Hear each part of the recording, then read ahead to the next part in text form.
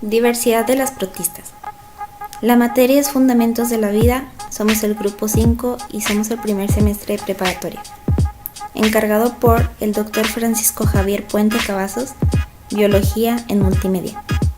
Los integrantes del equipo son Ana Daniela Alvarado, Ana Sofía González, Jimena Chávez Valdés, Carla Paola González y Carlos Ignacio.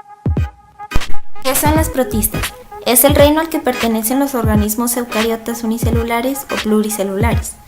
La mayoría de las protistas son unicelulares y se nutren de diversas formas. Además de que emplean diferentes formas de reproducción y afectan a los seres humanos. También estas se pueden dividir en diversos grupos que veremos más adelante. Las protistas se presentan en tres formas principales de nutrición. Los protistas que ingieren su alimento son depredadores. Los depredadores tienen membranas celulares flexibles y pueden cambiar de forma para rodear y fagocitar alimentos como las bacterias.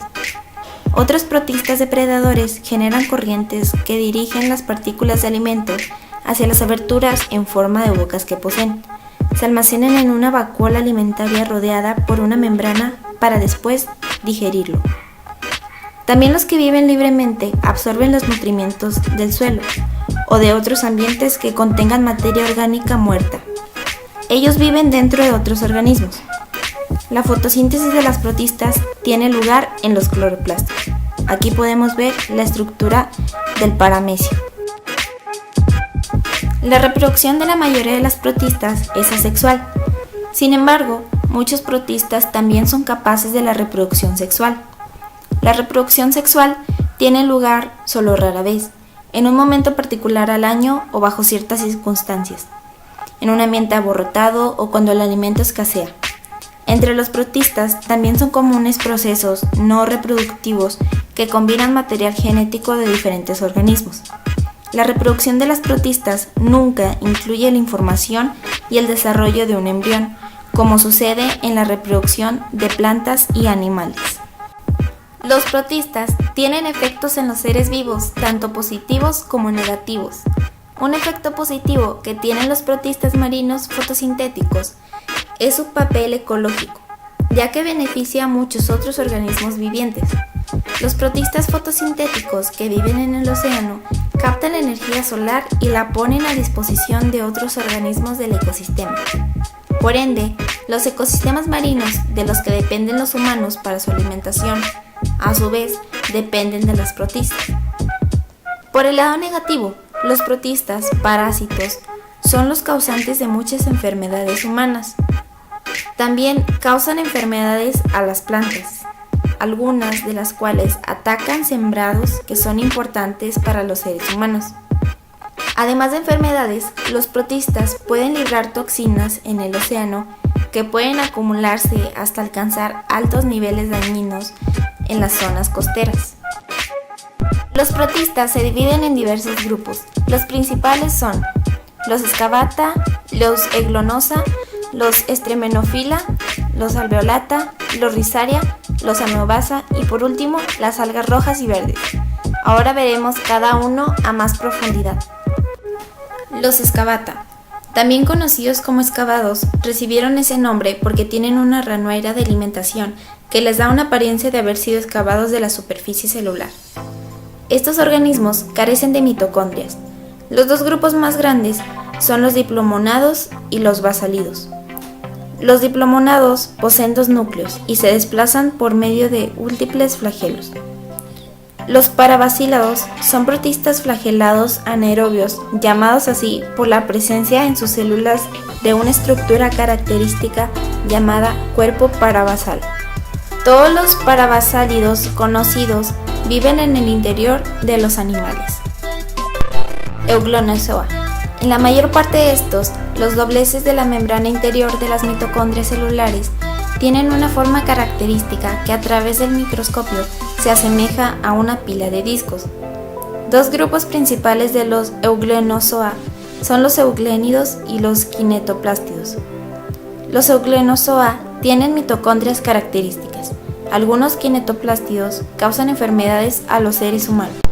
Los Stramenophylla, también conocidos como cromistas, forman un clado cuya ascendencia compartida se descubrió por medio de comparación genética. Todos los miembros de este grupo tienen en sus flagelos proyecciones finas semejantes a cabellos. Presentan una gran variedad de formas. Algunos son fotosintéticos y otros no. La mayoría son unicelulares, pero algunos son multicelulares. Los tres grupos principales de estos organismos son los mohos acuáticos, las diatomeas y algas pardas. Los alveolados son organismos unicelulares que poseen pequeñas cavidades características debajo de la superficie de las células. Algunos alveolados son fotosintéticos, otros son parásitos y algunos más depredadores. Los principales grupos de alveolados son los dinoflagelados, los apicomplexa y los hilados. Los dinoflagelados nadan por medio de dos flagelos semejantes a látigos.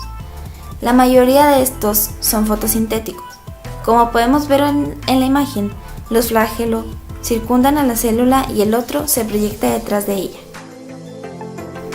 Los Rhizaria son protistas de diversos grupos que cuentan con membranas flexibles, las cuales pueden extenderse en cualquier dirección para formar proyecciones parecidas a dedos llamadas pseudópodos, que se usan para la locomoción y para fagocitar alimento. Los pseudópodos de los Rhizaria son delgados y semejan hilos. Los Rhizaria incluyen a los foraminíferos y a los radiolarios.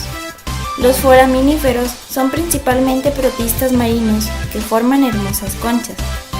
Los radiolarios tienen pseudópodos delgados que se prolongan a través de conchas duras. Los amebosos se desplazan extendiendo sus pseudópodos en forma de dedos, los cuales también les sirven para alimentarse. Por lo general, carecen de conchas. Los grupos principales de los amebosas son las amebas y los mohos deslizantes. Las amebas tienen pseudópodos gruesos y carecen de concha. También son identificadas como amebas lobosas para diferenciarlas de otros protistas que tienen pseudópodos. Habitan comúnmente en lagos y estanques de agua dulce. Muchas amebas son depredadoras, pero otras son parásitas. Los mohos deslizantes son degradadores que habitan en el suelo de los bosques. El ciclo de vida de los mohos deslizantes consta de dos fases: una etapa móvil de alimentación y una etapa reproductiva estacionaria. Hay dos tipos de mohos deslizantes: acelulares y celulares. Y por último, las algas rojas y verdes. Las algas rojas habitan principalmente en océanos tropicales de aguas transparentes. Son multicelulares y fotosintéticas. El color es de un rojo brillante a uno casi negro. La energía que captan contribuye a la supervivencia de organismos. Y las algas verdes. Habitan principalmente en estanques y lagos. Forman filamentos delgados con cadenas de células y están emparentadas con las plantas. Y como conclusión tenemos que los protistas son el reino que pertenecen los organismos eucariotas unicelulares y pluricelulares. Se nutren de diversas formas: depredadores, otros depredadores y los que viven libremente. Su reproducción es asexual, sexual y por fisión binaria transversal. También afectan a los organismos de manera negativa y positiva, y se dividen en diversos grupos: los Scabacta, Euglonozoa, Stramenopila, Alveolada, Rhizaria, Amebosa y ales rojas y verdes. Muchas gracias y espero les sea útil esta información.